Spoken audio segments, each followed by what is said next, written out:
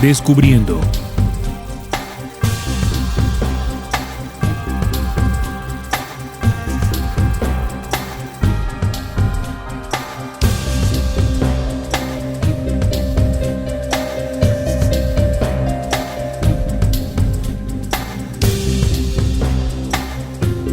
Hola, ¿qué tal amigos? Bienvenidos a Descubriendo con la certeza en la búsqueda de la verdad.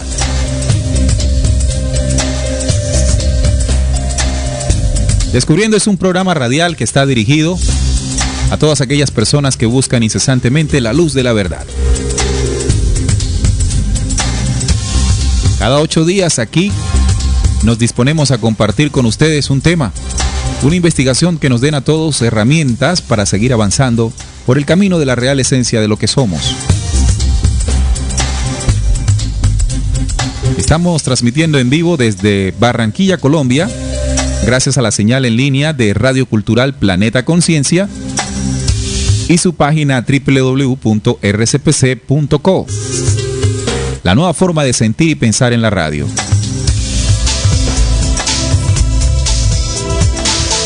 Descubriendo se transmite en vivo y en directo todos los sábados a partir de las 4 de la tarde hora de Colombia y se retransmite en diferido también por rcpc.co los martes a partir de las 11 de la mañana.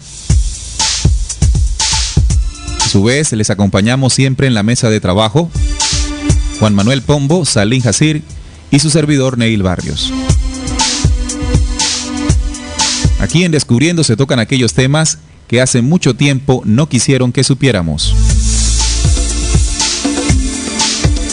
Ya son muchos los programas que hemos venido realizando cada 8 días aquí en RCPC, los cuales ustedes también pueden escuchar, pueden descargar de la zona de descargas de la página en mención www.rcpc.co. Allí entrando en este link en zona de descargas puede llegar a los programas de Descubriendo y bueno, ahí encontrará una serie importante de programas que estamos seguros que les va a gustar muchísimo. El tema para esta emisión de Descubriendo es la historia de Tupac Amaru. Tupac Amaru. Vamos a conocer, a reconocer, a recordar, a entregarles algunos datos que de pronto ustedes no conocían y por qué no, también ustedes pueden compartir con nosotros a través del chat cualquier dato sobre este personaje que aportó mucho a la libertad de nuestra gran América Latina. Tupac Amaru. Este es el tema para hoy, estimados oyentes. Bienvenidos a Descubriendo con la certeza en la búsqueda de la verdad.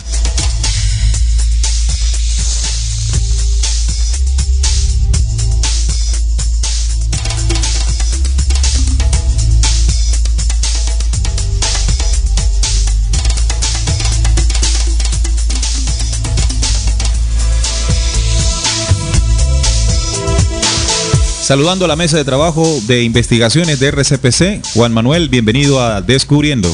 Hombre, Neil, gracias. Un saludo a todos nuestros queridos oyentes y dispuestos a arrancar con este tema y a recordar un poquito sobre lo que fue Tupac Amaru y toda su enseñanza que nos dejó para que hoy la revivamos. Bienvenido también, Salín Jacir. Hombre, Neil, muchas gracias. Muchas gracias, Neil, saludando también aquí a mi compañero y a todos los oyentes que ya se conectan como todos los sábados a Descubriendo para analizar un poco más sobre este tema, Tupac Amaru o Tupac Amaru, un personaje bastante interesante en la historia y vamos a tocar esas cosas, ¿no? Esas enseñanzas, esas acciones que él hizo que no se le han dado, digamos, la importancia que tienen y la dimensión real de lo que este hombre realizó por allá, pues, en los años 1700. Recuerden que lo que aquí se expone, bueno, hay un dato, primero un dato histórico que es fácilmente comprobable por todos nosotros, en muchas páginas, en la red social o más bien en la internet. Ustedes pueden consultar y conocer más sobre Tupac Amaru.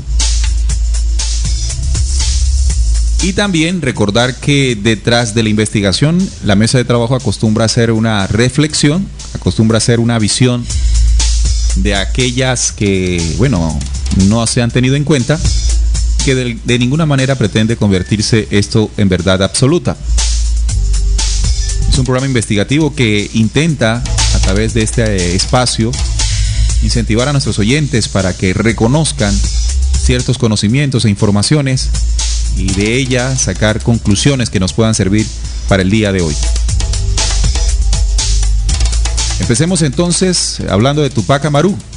Segundo, porque tenemos que reconocer que hay dos, ¿no? Tupac Amaru primero y Tupac Amaru segundo. Podemos decirle Tupac Amaru o Tupac Amaru. Si buscamos en la forma de escritura, tiene tilde en la U, Amaru.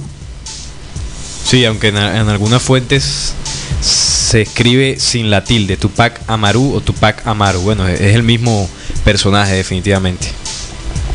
Bueno, vamos entonces a tocar un poco de la biografía. ¿Quién fue este personaje? José Gabriel Condorcanqui Noguera, ese fue su nombre de pila, José Gabriel Condorcanqui, marqués Oropesa, llamado igualmente José Gabriel Tupac Amaru. Él, nacido en Surimana, Canas, Virreinato del Perú, en el 19 de marzo de 1738. En Cusco, 18 de mayo de 1781. Esa fue la fecha de su fallecimiento. Fue asesinado. Asesinado, sí. El 18 de mayo de 1781 en Cusco. Así es. Conocido posteriormente como Tupac Amaru II, fue un caudillo indígena líder de la mayor rebelión anticolonial que se dio en América durante el siglo XVIII. Fíjese lo que dice, ¿no? Fue un caudillo indígena. Así es. Indígena, ¿no? De nuestra América Latina, en ese momento pues conquistada, subyugada por los españoles. Líder de la mayor, escuche bien estimado oyente, líder de la mayor rebelión anticolonial que se dio en América durante el siglo XVIII, es decir, en los años 1700. Es importante porque es lo que nos inspiró a tratar ese tema hoy en Descubriendo, un personaje que logró liderar, un indígena que logró liderar la mayor rebelión anticolonial en América en el siglo XVIII. Así es, y él descendía, como tú lo mencionabas, de Tupac Amaru I, o primero. Exacto. Último cepa inca, pues también ejecutado por los españoles en el siglo XVI. Este también fue ejecutado, tuvo el mismo final. Tupac Amaru primero. El primero, sí señor. Sí, solo vivió entre 1542 y 1572. Su vida fue muy corta. ¿Cuánto tiempo? 30 años. 30 años 30 años de vida solamente. José Gabriel Condorcanqui, que es Tupac Amaru II, vivió 41 años. 41, joven también. Muy joven. Bueno, murió, recordemos, fue asesinado por los españoles. Así es, bueno. Lideró la denominada Gran Rebelión, así se le conoció a este proceso, que se desarrolló en el Virreinato del Río de la Plata y el Virreinato del Perú, pertenecientes al Reino de España. Rebelión iniciada el 4 de noviembre de 1780 con la captura y posterior ejecución del corregidor Antonio de Arriaga. Solo un año después de que él inicia esta rebelión, el 4 de noviembre, el 18 de mayo, inmediatamente pues es asesinado por los españoles, capturado y asesinado. Sí. Curaca, jefe nativo de Surimana, Tungazuca y Pampamarca, era adinerado y se dedicaba al comercio. Se trataba de un personaje de origen mestizo, fue marqués de Oropesa, en el que confluía la sangre del Zapa Inca Tupac Amaru con la de los criollos. De hecho, durante una gran parte de su vida, habiendo sido criado hasta los 12 años por el sacerdote criollo Antonio López de Sosa y luego en el Colegio San Francisco de Borja, mostró preferencia por lo criollo, llegando a dominar el latín y a utilizar refinadas vestimentas hispanas, pero posteriormente se vistió como un noble inca, hizo uso activo de la lengua nativa quechua en su vida y proclamas y fue excomulgado de la Iglesia Católica. Bastante llamativo este dato porque claro, fíjense lo que dice, ¿no? Primero, pertenecía a una familia bastante adinerada, comerciantes, y fue criado y educado por la Iglesia Católica en el Colegio San Francisco de Borja, que pertenecía a la orden jesuita. Él fue formado bajo esa educación. Como la mayor parte de las personas que tenían los medios para hacerlo, los recursos. Y bueno, él incluso manejaba el latín, como lo dice aquí su biografía, pero posteriormente tuvo preferencia por el tema de los nobles incas, del tema de su descendencia, de sus raíces. Exactamente, sus raíces indígenas, y empezó pues ya a utilizar la lengua quechua, y de ahí fue excomulgado por la Iglesia Católica, porque pues para la Iglesia Católica estas prácticas ancestrales eran totalmente satanizadas. Bueno, muy parecida a la historia tiene cierto parecido a la historia de Simón Bolívar, ¿no? Recordemos que Simón Bolívar, hijo de uno de los grandes terratenientes, claro, en aquella época en Venezuela, de descendencia judía, y que por ser parte de estas familias, pues tuvo la oportunidad de viajar y estudiar en Europa. Sí. A mí también un dato que me llama la atención fue que el 25 de mayo del 1760 se casó con Micaela Bastidas Puyucaucha, quien se convertiría en su principal consejera y lo alentaría en su reclamo del reconocimiento de su linaje real inca, que lo seguirá por años ante la audiencia de Lima sin éxito. Entonces, otro dato importante, su esposa Micaela Bastidas, acompañante en toda esta gesta libertadora, en toda esta lucha y rebelión, una de las más grandes, o la mayor rebelión, mejor. La gran rebelión. De la gran rebelión, sí. Sí, ella estuvo pues codo a codo con su esposo José Gabriel Condorcanqui. Bueno, encabezó el mayor movimiento de corte indigenista e independista en el virreinato del Perú. Fue el primero en pedir la libertad de toda América de cualquier dependencia, tanto de España como de su monarca, implicando esto no solo la mera separación política, sino la eliminación de diversas formas de explotación indígena, mita minera, reparto de mercancías y obrajes, de los corregimientos, alcabalas y aduanas, el 14 de noviembre de 1780. Esto, pues ahí en ese año fue que él empezó a manifestar su inconformidad por el yugo español, y pues aquí, como lo menciona, todas las cosas que ponían a hacer a los indígenas. Su movimiento constituyó un parteaguas, debido al cual las autoridades coloniales eliminaron a la ya escasa clase indígena noble y acrecentaron la represión contra el andino por el temor de que algo así volviera a repetirse. Bueno, imagínense entonces, estimados oyentes, lo que sucedió inmediatamente cuando se alza esta protesta, ¿no? Pues los españoles empezaron a asesinar a cientos de personas que vibraban con la idea de Tupac Amaru, para que esto posteriormente no volviera a repetirse, ¿no? Entonces, en el Perú ha sido reconocido como el fundador de la identidad nacional peruana. Fue una figura capital para el régimen valesquista entre 1668 y 1975, y desde entonces ha permanecido en el imaginario popular reivindicado. Miren ante quién estamos, ¿no? En la memoria de Tupac Amaru. Él, estimados oyentes, como habíamos dicho ahorita, lideró la mayor rebelión de aquella época, del siglo XVIII.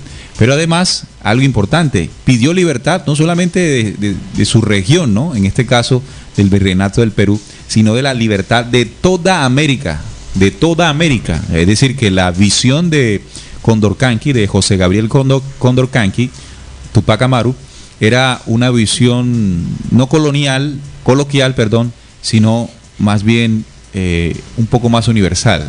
Algo que también me llama la atención, Neil, es que en estos documentos se habla del imperio inca, de donde él era descendiente, pero yo no lo considero imperio, sino una civilización, sí, debido a que el movimiento no era sino subyugado, y ellos reclamaron sus derechos. No, pero que recordemos cuáles han sido las características de lo que hemos denominado imperio en la historia, ¿no?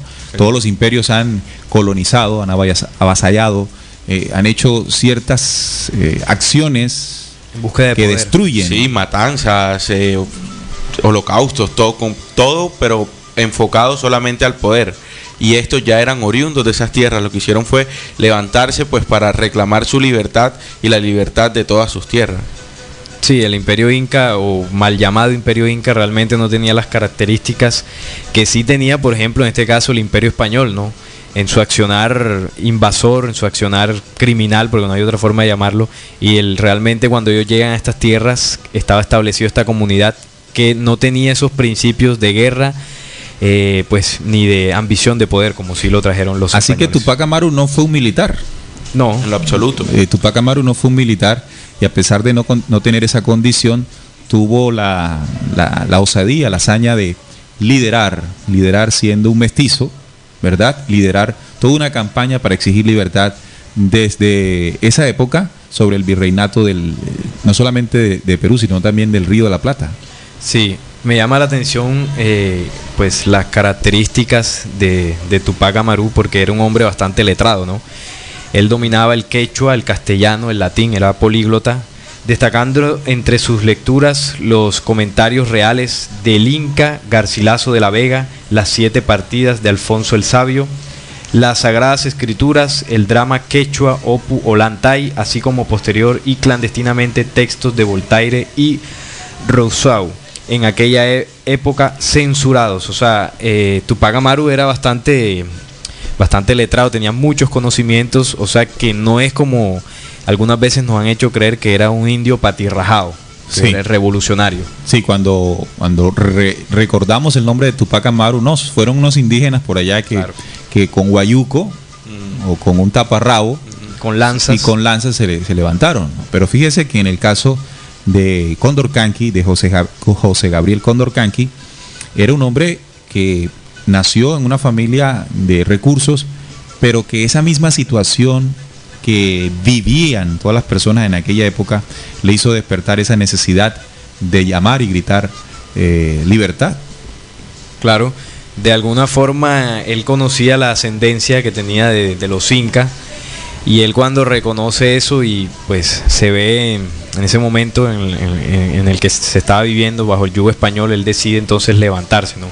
Y es precisamente, como lo informábamos antes, el 4 de noviembre de 1780 que se inicia la rebelión de José Gabriel Condorcanqui contra la dominación española, adoptando el nombre de Tupac Amaru II, en honor a su antepasado, el último inca de Vilcabamba. Tupac Amaru se autodeclara inca, señor de los Césares y Amazonas, y jura con el siguiente bando su coronación: Don José I, por la gracia de Dios, Inca Rey del Perú, Santa Fe, Quito, Chile, Buenos Aires y continentes de los mares del sur, Duque de la Superlativa, señor de los Césares y Amazonas, con dominio en el Gran Patiti, comisario, distribuidor de la piedad divina.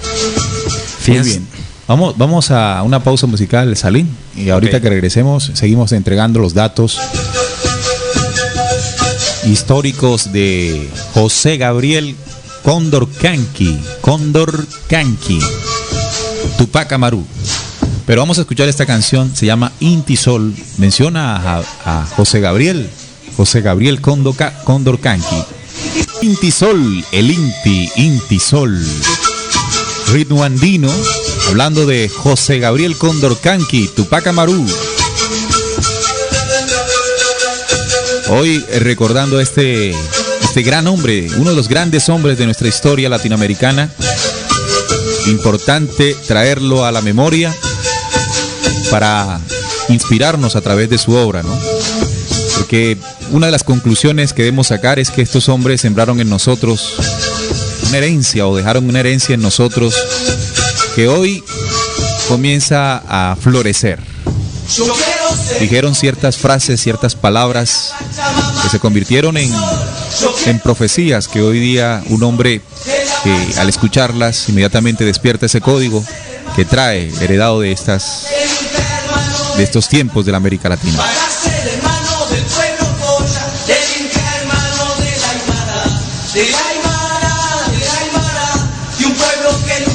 Saludamos a Jombe, que nos saluda desde Palmira, fuerte abrazo, y Anónimo nos dice saludos a la mesa de trabajo de RCPC, gracias a los oyentes que están allí. Sigamos entonces hablando sobre la sublevación. Al comienzo el movimiento reconoció la autoridad de la corona, ya que Tupac Amaru afirmó que su intención no era ir en contra del rey, sino en contra del mal gobierno de los corregidores. Más tarde, la rebelión se radicalizó, llegando a convertirse en un movimiento independentista. Su esposa, la señora Micaela Bastidas, así como familiares de ambos, tuvieron una participación de primer orden en el movimiento, tanto en el reclutamiento, abastecimiento y hasta cierto punto en la toma de decisiones. Así que la señora Micaela, la esposa de José Gabriel Condorcanqui, estuvo siempre a su lado, ¿no? Ayudándole. Como con el apoyo de las otras curacas, mestizos y algunos criollos, la rebelión se extendió, llegando a tener tropas de decenas de miles de combatientes. Entre sus ofrecimientos se hallaban la abolición tanto del reparto como de la alcabala, la aduana y la mita de Potosí, todos impuestos por la corona española en estas tierras. La convocatoria de Tupac Amaru II buscó integrar a indígenas, criollos, mestizos y libertos negros en un frente anticolonial, pero no pudo evitar que la masificación del movimiento convirtiera el accionar en una lucha racial contra españoles y criollos. En general, en el virreinato los criollos no tenían en su actuar antagonismo con los españoles, siendo como mucho contrarios a las reformas borbónicas, pero fieles a la corona en los demás aspectos. Lastimosamente, estos eran los aspectos de la historia en ese momento. Recordemos, por ejemplo, que José Gabriel Condorcanqui con Micaela Bastidas tuvo 3 hijos. Ellos fueron Hipólito, Mariano y Fernando, sus apellidos Condorcanqui Bastidas. 6 años después de su matrimonio con ella, fue nombrado cacique de los territorios que les correspondía por elemental herencia. Así que toda su vida, después de percibir todo lo que hemos dicho, organizó esta rebelión. Muy bien, como lo relatas tú, este movimiento que empezó, como lo dice aquí, pues los datos históricos, para oponerse al mal gobierno, ¿no? A la mala forma en que los españoles estaban llevando las cosas en ese momento en la comunidad, y empezó como una pequeña protesta, pero que tomó dimensiones mucho más grandes, dimensiones independentistas, y que poco a poco se fue sumando el pueblo en contra, pues, de ese yugo español que era evidente, y que ellos empezaron a reclamar su liberación. En ese momento, Tupac Amaru, pues liderando ese proceso junto con su esposa y sus familiares, llevan a cabo ciertos procesos de, pues, enfrentamientos, ¿no? Para empezar a liberar ciertos territorios.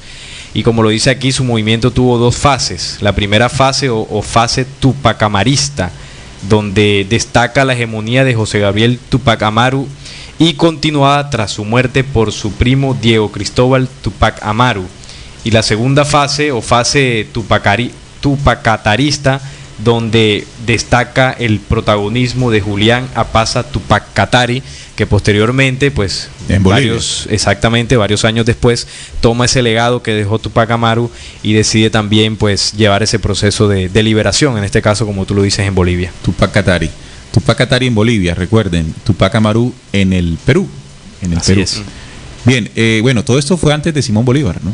Sí, en los años 1700. 1700. Todo esto fue en 1780 exactamente, que fue la rebelión, 1780. Recordemos que los procesos de independencia del norte, liderados por Simón Bolívar y el comandante o el mariscal Sucre, se presentaron un poco después. Debemos reconocer que todo este movimiento de Tupac Amaru tuvo que haber influido, ¿no? Tuvo que haber influido en toda la América Latina en ese momento, para que fuesen muchos más los que se sumaran a ese empeño que se había iniciado de alguna forma con Tupac Amaru. Así es. Y de alguna u otra manera el reconocimiento llegó hasta las tierras de la Nueva Granada, con los indígenas sublevados del llano de allá en Casanare, en la región de Nueva Granada, le reconocieron a Tupac Amaru como el rey de América, pues por toda la labor y por todo lo que él vino haciendo con esa subyugación que le tenían los españoles a sus indígenas. Recordemos que Tupac Amaru muere en 1781, en mayo de 1781, y Simón Bolívar nació en julio de 1783. 2 años después de la muerte de Tupac Amaru, nace Simón Bolívar. Más adelante entonces podríamos comprender cómo ese legado de Tupac Amaru luego es tomado por Simón Bolívar y sí, Sucre. Y incluso más adelante vamos a leer un poquito sobre el hermano de Tupac Amaru, quien se intercambia algunas palabras con Simón Bolívar. Con Simón Bolívar ya desde La Plata. Desde La Plata, sí. Desde La Plata en Argentina, en lo que se llamaba antes los territorios las provincias del sur. Las provincias del sur, sí. Las provincias del sur, del Río de la Plata. Bien, seguimos entonces, vamos al tema de su ejecución, ¿no? ¿Cómo fue tomado preso? ¿Cómo sucedió esto? ¿Y cómo fue asesinado José Gabriel Condorcanqui, Tupac Amaru? Tupac Amaru fue vencido en la batalla de Checacupe en 1781, entregado por alguno de los suyos a los españoles y trasladado por estos a los Cuscos, donde lo juzgaron y lo ejecutaron. Y el 15 de mayo, este hombre fue sentenciado a muerte. Condenó a José Gabriel Condorcanqui, a José Gabriel Tupac Amaru, a que sea sacado de la plaza principal y pública de esta ciudad, arrastrado hasta el lugar del sepulcro, donde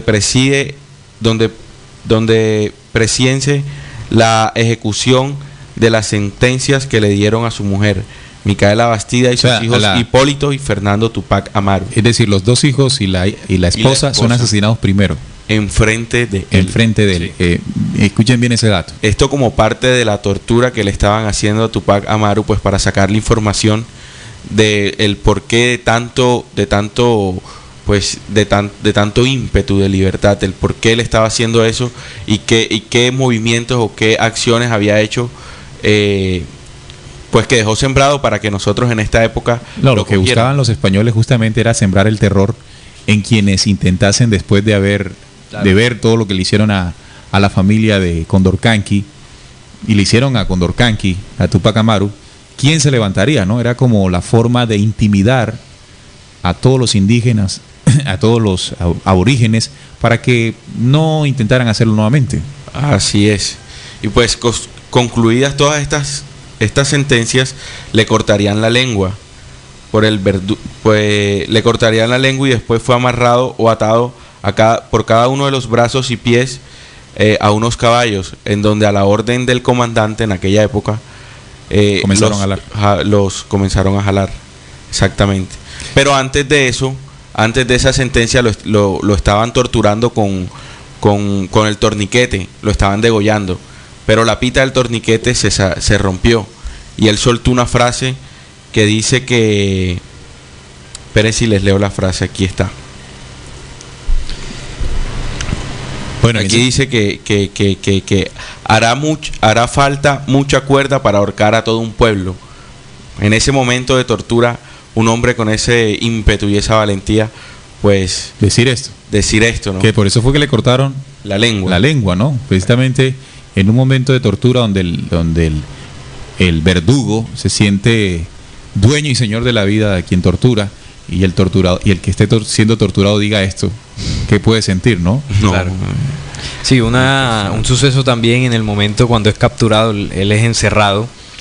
Dice que un día durante el encierro, cuando el visitador José Antonio de Areche, autoridad del interrogatorio y ejecución enviado por el rey Carlos III de España, entró intempestivamente al calabozo para exigirle, a cambio de promesas, los nombres de los cómplices de la rebelión.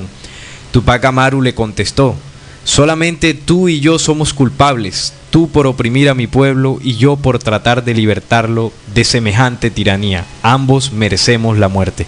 Imagínense las frases, las proclamas que José Gabriel Condorcanqui decía en el momento que estaba siendo capturado, enjuiciado y posteriormente ejecutado.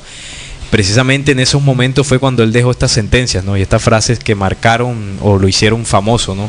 De alguna manera, después de su asesinato. Claro. Bueno, hay que reconocer la condición de espíritu de estos grandes hombres. No era de menos para poder liderar esa gran rebelión en la América de aquel entonces. Luego del momento en que presencia la muerte, la tortura y la muerte de sus familiares, todavía sigue teniendo ese sueño de libertad, lo sigue expresando, le cortan entonces la lengua y más adelante definitivamente a través de varios caballos comienzan a dar sus extremidades.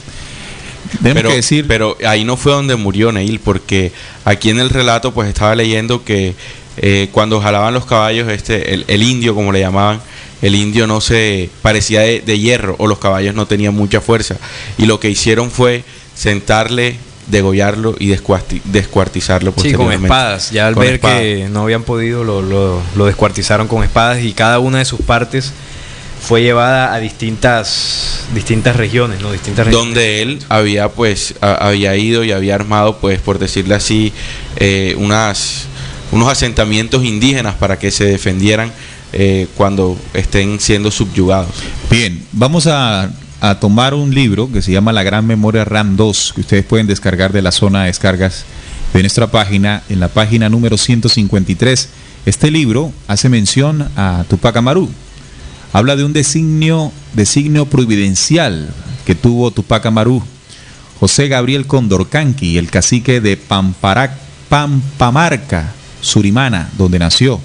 El paladín de las tierras de las rebeliones contra la corona española, que nació en Santa Bárbara, Surimana, en 1738 hasta 1781, en la provincia de Tintas del Cusco, hijo del cacique Miguel Condorcanqui y de la mestiza Rosa Noguera Valenzuela, porteador de sus centenares de llamas y mulas, que le dio el conocimiento de la explotación de los indígenas en el Virreinato de Perú, y por ende su rebelión contra las reformas borbónicas sobre el sur andino, el Virreinato del Río de la Plata, la hoy Bolivia, y las regiones del Bajo Perú, el Puno, Cusco y Arequipa, a las que se le aplicaron, estimado oyente, los impuestos de alcábala, el tributo indígena y de los mestizos de las aduanas internas, así como los abusos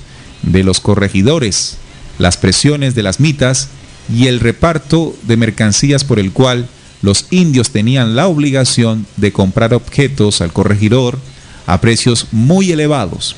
Entonces Condorcanqui se levantó en noviembre, esto fue en noviembre de 1780, apresando y ejecutando al corregidor. Este señor se llamaba Antonio Arriaga, el corregidor.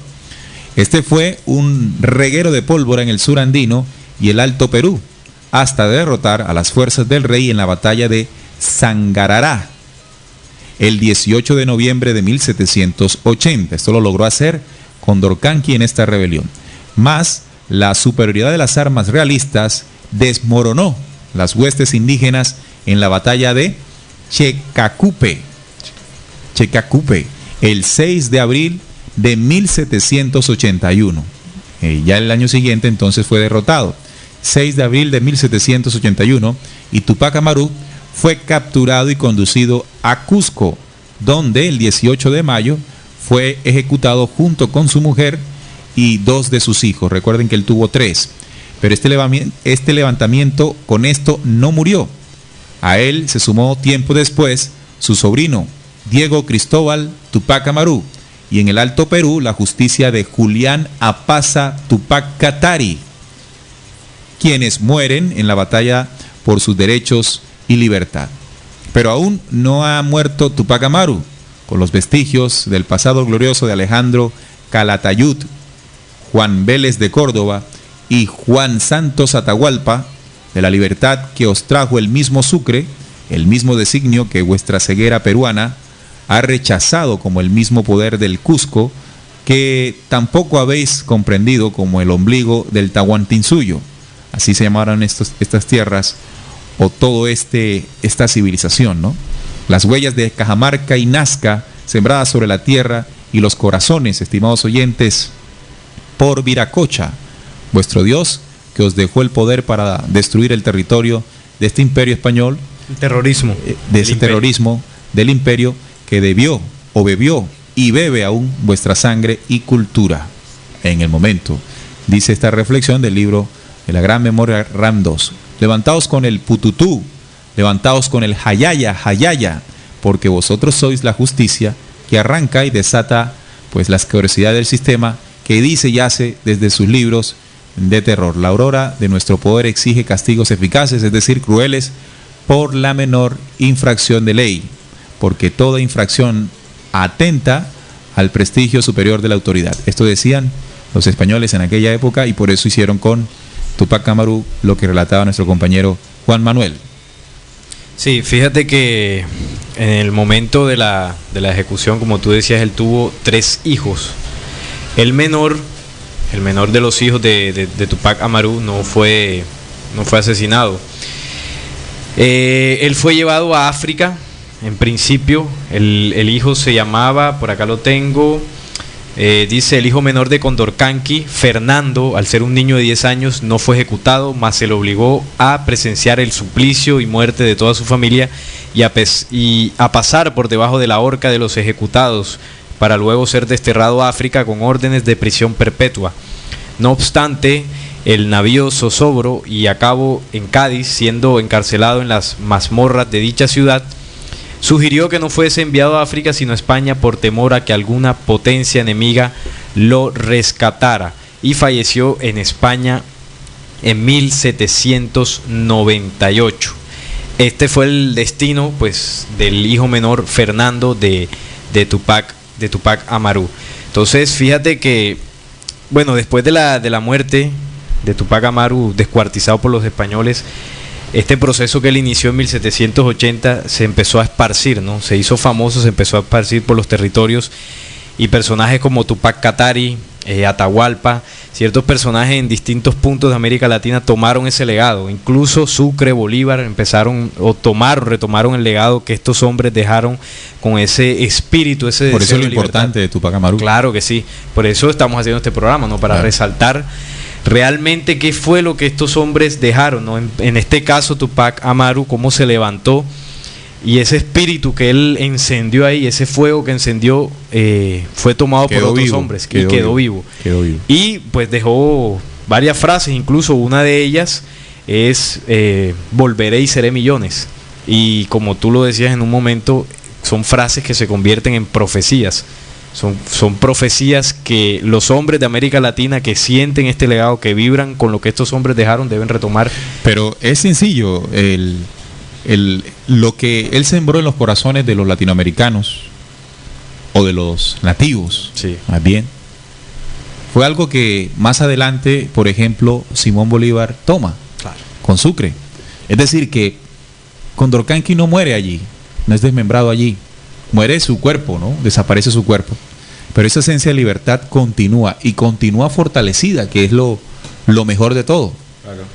Y además, en el momento que Bolívar lo toma, Bolívar ya siendo pues un personaje con ciertas condiciones, acompañado de un general, ya de un militar como lo fue Sucre, estratégico, ya le suman al proceso de independencia componentes más complejos, más interesantes para lograr esto, ¿no? Recordemos que los dos fueron asesinados, primero Sucre, luego Simón Bolívar, que se dice que murió de enfermedad, pero realmente fue envenenado, pero que se logró sellar con ellos una primera etapa de la libertad, Sin embargo, cuando vemos la historia y recordamos lo que estos hombres lucharon, lo que estos hombres dijeron, nos están invitando a nosotros hoy que vivimos a retomar estas banderas, no de lucha armada, ¿no?, sino de la libertad de nuestros espíritus. Por ejemplo, tratemos de imaginar la fuerza espiritual de Tupac Amaru. Tratemos de imaginar la fuerza y la convicción que tenía detrás de sus palabras. ¿Cuál era su carácter? ¿Estaba lleno de miedos, de dudas? En lo absoluto. Si él estuviera con una pequeña duda, no hubiera hecho toda la labor que logró hacer. Así que esas son las ideas que en este momento, al recordarlo, pues pueden llegar a nosotros. A veces nosotros somos muy pusilánimes, ¿no? Vemos una realidad que está a nuestro alrededor y pues tememos. Y yo aprendí algo hace poco con una visita de un amigo que estuvo aquí de Argentina, de Francisco Pastorino, que él pues vio en las calles de Perú, creo que fue, una frase que decía que nosotros amamos la libertad pero nos enamoramos de las cadenas. Creo que decía así la frase. Sí. Y es algo que, pues, muy cierto, ¿no? ¿Quién no añora la libertad? Todo el mundo la añoramos, pero hay esas cadenas que nosotros nos atan a este mundo de realidades. Lo que hacen es que de cierta manera atrasa nuestros procesos y nos olvidamos de ciertos personajes como este, que su gran legado nos ayuda a reconocer esa libertad de nosotros y a despojarnos de esas cadenas que nos mantienen atados permanentemente. Se cuenta usted entonces que tratando de imaginar, porque no tenemos un registro como ahora, prendemos una película y vemos qué sucedió en algún lugar. No, tenemos un escrito, son narraciones que nos invitan a imaginar el sueño de estos hombres, lo que pensaban estos hombres, lo que respiraban estos hombres, lo que dialogaban entre sí. Toda esta experiencia de vida hoy es un legado espiritual, ¿no? Porque cuando hablamos de legado espiritual estamos hablando de las condiciones naturales que guardaba cada uno de ellos para poder ejecutar o para poder lograr sus ideas, ¿verdad? Cuando él decía lo que decía en pleno momento de la ejecución, ¿qué condición espiritual contenía él para seguir teniendo esa fuerza? Eso es un legado espiritual que nos inspira y que nos invita hoy, que seamos tan grandes como realmente lo somos y no nos veamos pequeños como el sistema desde la colonia quiere que nosotros nos veamos pequeños. Esa es la inspiración que al estudiar a Condorcanqui, y me encanta ese apellido, Condorcanqui. Me acuerda, enseguida me referencio a la cordillera de los Andes, Cóndor.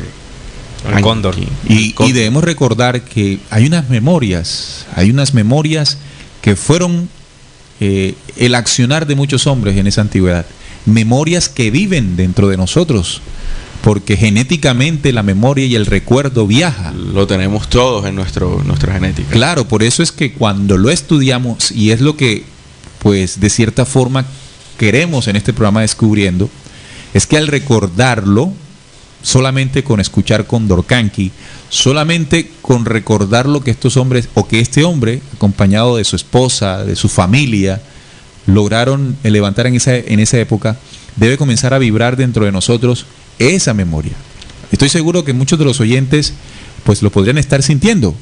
Por ejemplo, dice Lulita en el chat, dice: saludos, tema interesante con mucho para reflexionar. También dice Alex Morales, que está en Bogotá, dice: la gravedad de la amenaza que esta rebelión había representado para el Imperio Español en América se tradujo en la crueldad del virrey, que descuartizó a Tupac Amaru y envió cada parte de su cuerpo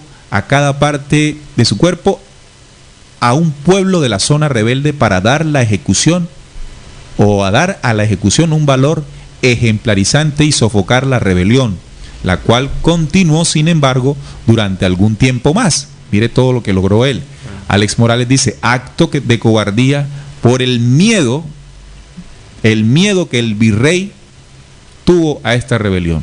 Entonces, fíjense, con todo el armamento que tenían los españoles, con tropas entrenadas, porque era un ejército, llegaron a sentir miedo de la rebelión liderada por Tupac Amaru. ¿Qué reflejaba? ¿Qué inspiraba Tupac Amaru? Que el virrey temblaba de miedo. Sí, me hace recordar un programa que se hizo hace poco en la emisora, y es: ¿a qué le temen los gobiernos?, ¿no?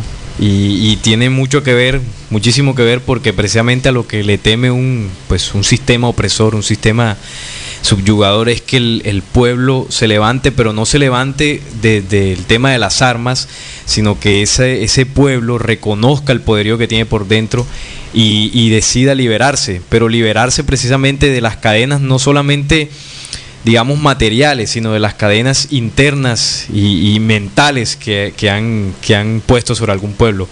Y fíjate lo interesante de este tema, porque ¿qué visión teníamos sobre Tupac Amaru, que era un indio? ¿Qué visión hemos tenido desde el colegio de Simón Bolívar? ¿Qué visión hemos tenido, por ejemplo, de Bochica, de Viracocha, de todos estos personajes, incluso de algunos que los han tomado como religiosos, como Hermes, Pablo de Tarso? Esa visión empieza a cambiar cuando realmente rescatamos el legado que estos hombres dejaron, pero es precisamente esos que los asesinaron, que los desprestigiaron, los mismos hoy en día que no quieren que nosotros lleguemos a ese conocimiento, a esa sabiduría, porque saben y le temen que si nosotros llegamos a comprender esos conocimientos y aplicarlos en nosotros, entonces se estaría generando otro proceso de liberación aún más fuerte que la que se presentó en esa época, porque ya no sería solamente un grupo, sino sería todo un continente, porque ese conocimiento, ese legado está en cada pueblo, fue dejado en cada pueblo de América Latina. En el Perú fue con Tupac Amaru, pero en la Gran Colombia con Bolívar. Si no, tenemos también en Argentina, donde el hermano Juan Bautista Condorcanqui también participó en el proceso de liberación de las provincias del sur. Y así en cada zona de la América Latina hay un legado y una memoria espiritual de estos hombres que definitivamente, más allá de ser revolucionarios, yo pienso que eran auténticos visionarios y tenían una fuerza espiritual. Totalmente, un legado espiritual que inspira, que anima, que motiva definitivamente en los hombres que hoy también anhelamos la libertad de nuestros espíritus ante pues las miserias que este mundo nos ofrece. Vamos ahorita a una pausa musical. Ahorita colocamos la canción de Intisol en mención total de José Gabriel Condorcanqui. Vamos ahora con otra del grupo chileno Yapu que se llama Condorcanqui, y luego retornaremos con el legado de su sobrino que llegó al Río de la Plata. Su hermano, sí. Juan Bautista, uno de los ya lejanos, ¿no? Sí. Los menores. De los menores. Muy bien, vamos entonces con esta canción y ya volvemos nuevamente en Descubriendo.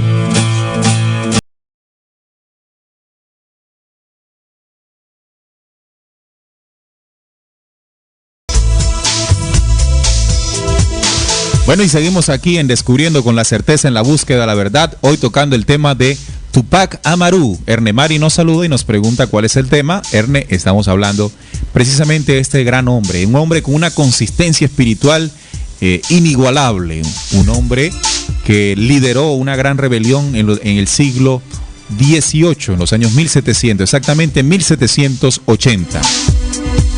Pero un hermano de él, Juan Bautista Condorcanqui, el último hermano de él, que no cayó pues en toda la masacre que se hizo con esta familia, también nos dejó otro legado. Claro, él sería el nuevo rey inca, Juan Bautista Tupac Amaru.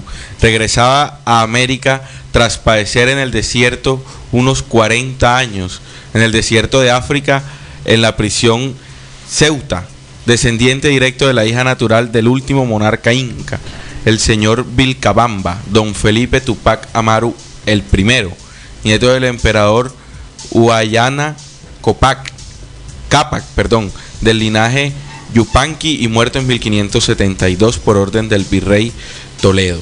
Juan Bautista era hermano menor de Tupac Amaru, y en 1824 se cruzó una carta con nuestro libertador Simón Bolívar. Años 1824. Ya Condorcanqui, Juan Bautista, era un señor de edad. Ya era un señor de edad. Tenía 86 años en ese entonces, Juan Bautista Tupac Amaru. Le dijo en la carta a Simón Bolívar: mi tierno y venerado hermano, mártir del imperio peruano, cuya sangre fue el riego que había preparado aquella tierra para fructificar los mejores frutos que el gran Bolívar había de recoger en su mano valerosa y llena de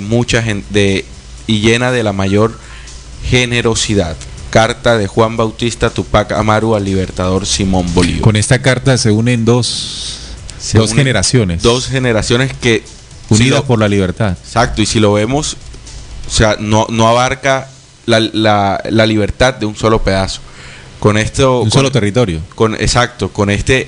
Abarca el territorio desde la Gran Colombia hasta la Argentina, hasta el Río de la Plata. El Río de la Plata. Y vemos cómo ese símbolo se cumple en la bandera argentina con el sol inca. Desde Juan Bautista Condorcanqui.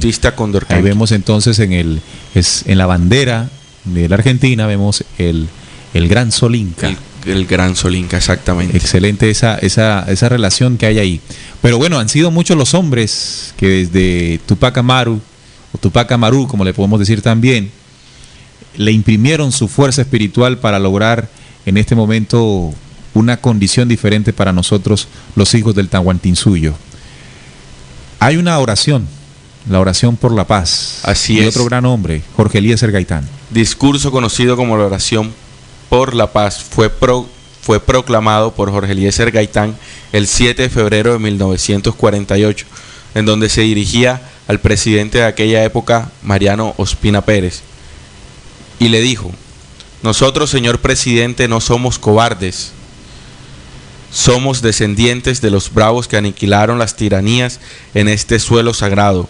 Somos capaces de sacrificar nuestras vidas para salvar la paz y libertad de Colombia.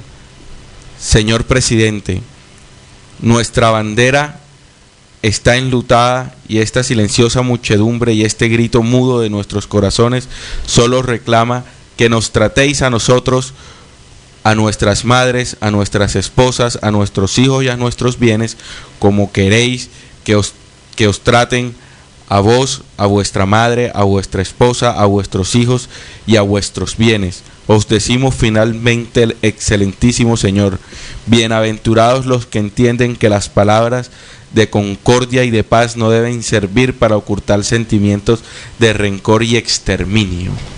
Increíble. Sí. Increíble escuchar a estos hombres. ¿Cómo se relaciona esta cualidad de espíritu de Jorge Eliezer Gaitán con la cualidad de espíritu que tenía José Gabriel Condorcanqui y Simón Bolívar? Sí, me gusta. Y porque nos ve aquí en silencio no quiere decir que tengamos miedo. No, señor. Recuerde, señor presidente, que somos descendientes, dice. Dice, señor presidente, no somos cobardes, somos descendientes de los bravos que aniquilaron las tiranías en este suelo sagrado.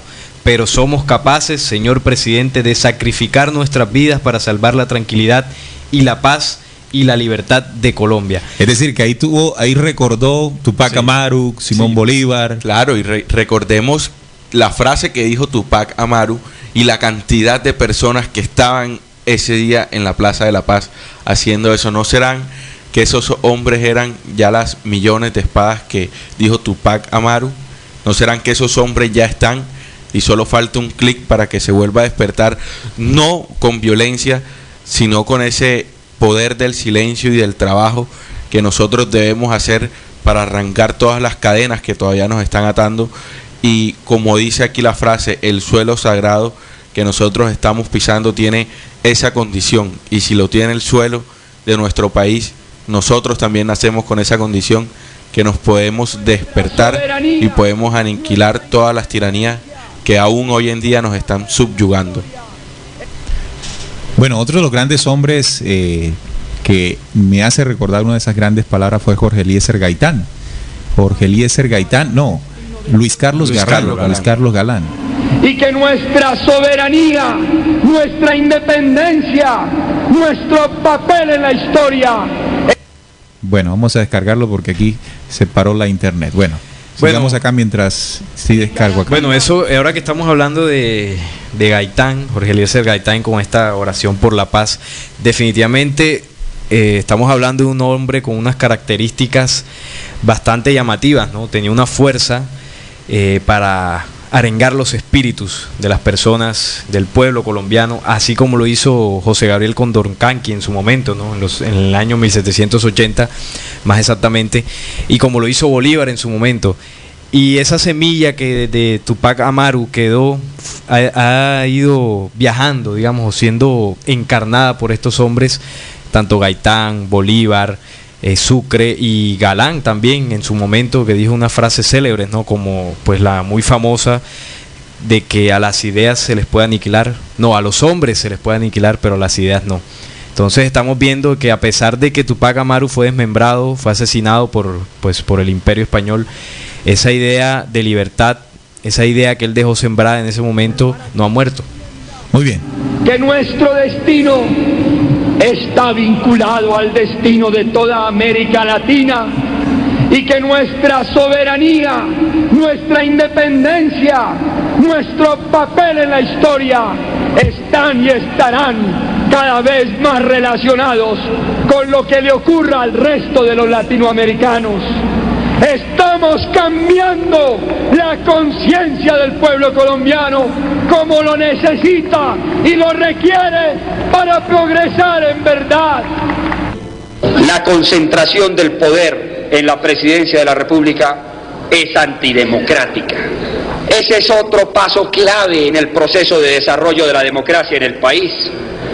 Reducirle las atribuciones al jefe del Estado, redistribuir poder, modificar ese sistema de competencias que convirtió al jefe del Estado en un monarca. Y yo no creo que la nación tenga muy claro qué es lo que están haciendo por la orientación del Estado esos 169 parlamentarios. ¿Cuál es su filosofía? ¿Cuál es su concepto del Estado? ¿Cómo entienden el manejo de esos recursos gigantescos que pertenecen a toda la nación en función de las metas sociales y económicas? Ni cómo ven el proceso de desarrollo político del país. Piensan que van a conseguir su imperio criminal eliminándome a mí, pero están completamente equivocados, porque a los hombres se les puede eliminar, pero a las ideas no. Bueno, el programa no es sobre Jorge Luis Carlos Galán, es sobre Tupac Amaru. Sin embargo, hemos querido colocar este audio de esta intervención de Luis Carlos Galán para que relacionemos, busquemos la historia o reflexionemos sobre la historia de Tupac Amaru. ¿Qué fue lo que lo hizo levantar? ¿Qué fue lo que llenó su espíritu para liderar una de las grandes rebeliones en el siglo XVIII? ¿Acaso no eran los abusos del virreinato? Pero luego lo asesinan y dice que regresará siendo millones. Nació Bolívar, nació Sucre, Tupac Katari, Atahualpa, Jorge Eliezer Gaitán, Luis Carlos Galán. Incluso Garzón también. Garzón también. Entonces vemos que ese lenguaje todavía permanece, vive aún, esa esencia de libertad vive aún, y solamente va pasando de hombre en hombre. Pero para que algún hombre desarrolle ese designio, deberá tener una constitución de espíritu diferente al hombre aquel acostumbrado a agachar la cabeza pues a un sistema que ha sido opresor desde 1492. Y ya yo siento que no se va a levantar un hombre, sino todas esas millones de espadas para recobrar toda esa majestuosidad que nos compete a nosotros, que es de nosotros.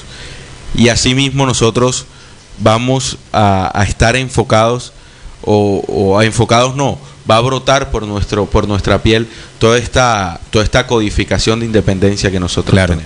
Le pregunto a un oyente, al oyente que está escuchándonos, ¿tiene usted esa consistencia? ¿Tiene usted tiene vivo ese sueño? ¿O por el contrario, está sumergido usted en ese sueño profundo que no nos permite soñar con la libertad, con la verdadera libertad? La libertad que ahorita hablamos, la libertad de nuestros espíritus. Sí, algo también que me llama la atención de todos estos hombres que estamos mencionando, tienen en común que fueron asesinados.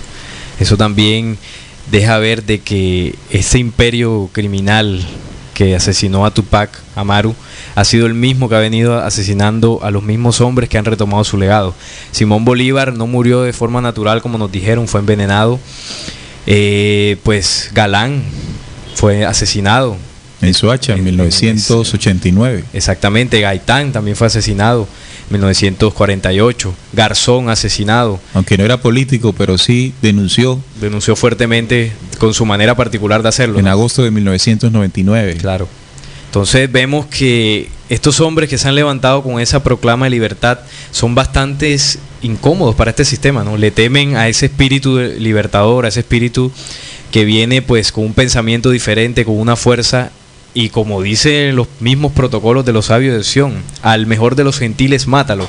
Eso es una ley, una orden que está ahí en los protocolos. Claro. Pero si tú analizas, usted analiza, estimado oyente, notará, de acuerdo también al desarrollo que hicimos de la historia en Tupac Amaru, del miedo, el terror que tenía el virreinato. Claro.